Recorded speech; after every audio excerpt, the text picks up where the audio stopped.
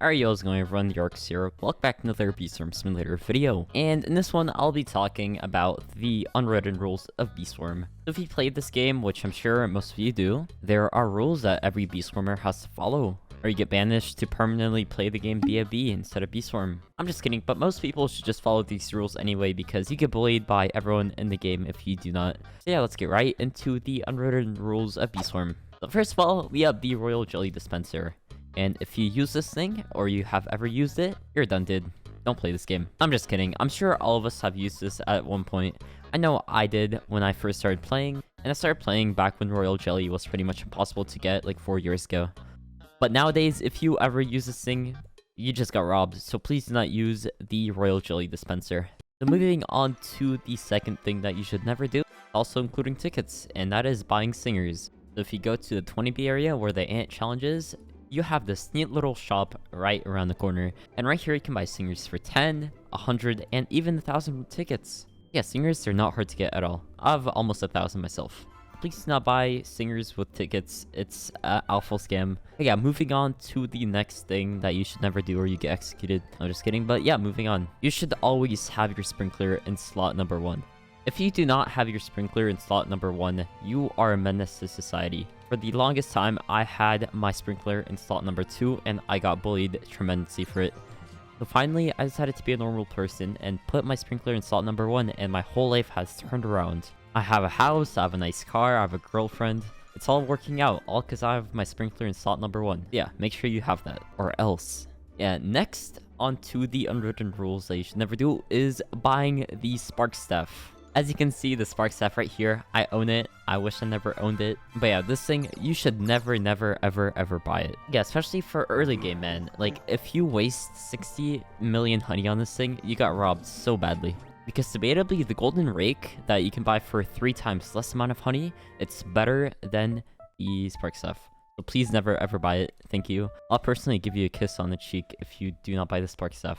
Guaranteed. Moving on, I'm back in the Blue HQ, and you guys can probably guess what I'm gonna say next. Do not buy the Blue Porta Hive, also known as the Blue Backpack, also known as the if you wear this, you are a menace to society ×2. Look, the main reason you do not want to buy this is just so you don't get harassed and bullied on the streets, also known as the public servers. Everyone thinks you're instantly gonna steal all their loot, you're gonna steal their life savings that they worked hard to gain. So please do not buy it. I know I did before the stereotype was a thing. And yeah, I regret that day ever since. And now I have to somehow kill the coconut crab with the blue backpack on. Dude, I need my coconut canister back.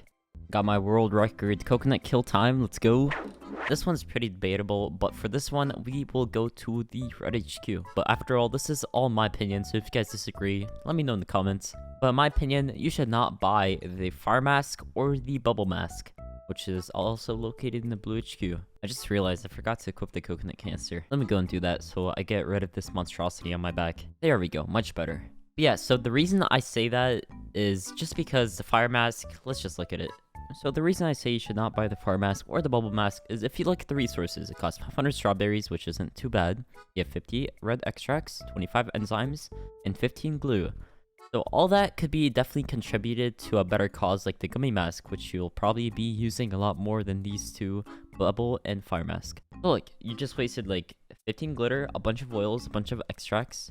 You could probably buy the crimson and cobalt guards with all the extracts you wasted. Like, it's just a big difference. To an endgame player, like 50 extracts, 15 glue, it might not seem like a lot, but hey, it's a lot harder to get in the early game. Mark my words, we were all there at one point.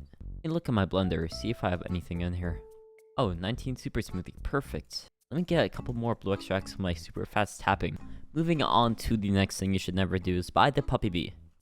Okay, so I do have to say there are a couple exceptions on whether you should buy puppy bee or not. So yeah, puppy bee is very debatable whether you should buy it or not, but in my opinion, here's what you should do.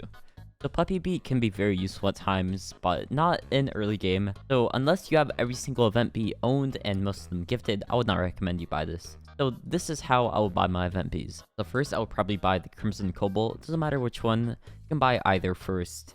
Just buy whichever one you like more or whichever color you prefer. Then I would buy the tabby bee to start building up that tabby love, the photon, the festive, and the puppy bee is probably last. But keep in mind, I would probably gift all of these first before buying the puppy bee. And I would probably get like at least a level 14 hive before gifting it. Just because level 14 hive, it's pretty easy to get. And if I were you, I would not want to waste 1,000 tickets on the bee just to get a couple levels. I personally do not have it, and I could care less.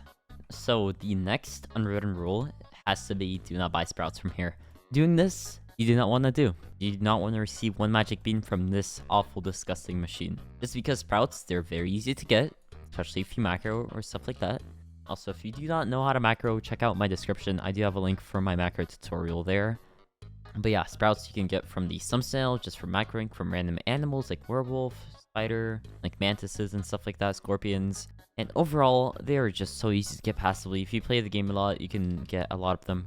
You know, personally, I have, let me find them. I have over 700 magic beans. And I'm proud to say I have probably never bought any magic beans except for the first time right now. But yeah, I'll see you guys in the next video. Peace.